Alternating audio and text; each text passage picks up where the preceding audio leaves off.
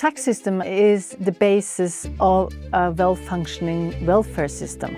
And if somebody pay less than they should, cheat by hiding money abroad, then the rest of us have to pay more. And our job is to try and unveil what's going on behind the curtains. When there's a possibility to hide things, things can stay in the shadows. I would say the main challenge is information, to get the right information. Making some easy money sounds great, doesn't it? Unfortunately, easy money is not always easy. You never really know what's hiding beneath the surface. Without realizing it, you can end up in some shady business, like being a money mule. Well, money mule is somebody that knowingly or not knowing help criminals to move money, basically. When criminals get their hands on illegal money, it's a huge challenge to move it without being traced.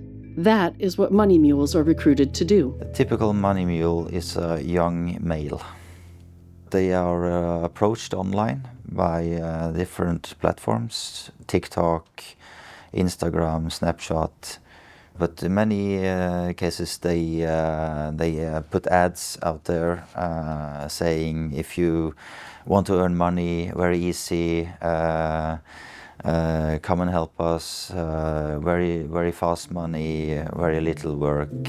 When criminals scam someone online, money mules receive money directly from the victim's bank account into their own, and either send it to a bank account abroad, share access to their own account with the criminals, or withdraw cash themselves and pass it on. The money mule is paid a small fee, and the money is untraceable beyond the mule. This is money laundering. And in 2025, that's a serious problem. It may not sound so dangerous to transfer just a few thousand kroner for someone, but it can be. Very often they get pulled in deeper into the organization. The criminals are often involved in online fraud, trafficking, and also cases of narcotics and also even terrorism. So if you get into being a mule for these kind of criminals, you're actually supporting their criminal activity.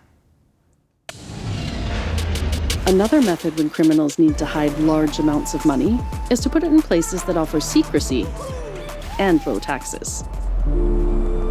A popular alternative is to buy property in cities like Dubai. Dubai has for many years been accused by international NGOs and politicians in other countries and police forces of functioning as a piggy bank for illicit fortunes acquired by criminals and corrupt people around the globe. And they get to invest this money in Dubai and secure the money by investing them in properties that they can later rent out or sell or make money from. Lots of people own offshore real estate, often legitimately, but not always. It's not illegal to own properties in Dubai or in other tax havens, but you have to report it at home, where you're taxable. Real estate has been an easy way to hide money since most countries do not have a register over who owns which properties. But that is changing. So if you want to get information about that, we need to do detective work. So it is what we call forensic economics. And what we do then is trying to find other data sources, like using leaked data, collaborating with journalists and so on. So we have been working here with Skattefusk, with people all around the world, to get new data and new information. And we now have access to information on all owners of all properties in Dubai, for instance. A list of Dubai property owners was recently leaked. That data is a goldmine for both researchers and journalists. We worked independent of the journalists. They looked at names, we looked at patterns. When we got the list of all of the Dubai owners, that is hundreds of thousands of people owning up to 800,000 properties. So we would match the list of owners with the list of Interpol's red notices on wanted people, or we would match it with all the list of the whole list of politically exposed people who are government officials in top roles in society. And also in Norway we could match it with taxpayer data from the publicly available lists of taxpayers. We found criminal figureheads, we found corrupt politicians, we found bureaucrats who have been accused of taking money under the table from several countries around the world.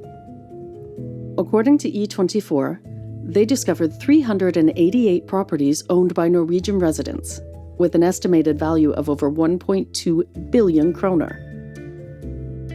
And what percentage do you think reported their properties on their taxes in Norway? Under 20%. Doesn't seem very fair, does it? Our task is to make sure that everyone pays the right tax. And we need to do that because we need the trust. Trust is a building block for a well-functioning system. In order to make a good society where everybody contributes their fair share, then we need transparency and information. That's why we've created the Atlas of the Offshore World. Here, you can easily find reliable, research-based information about hidden offshore wealth. Check it out for yourself and see what kind of difference you can make.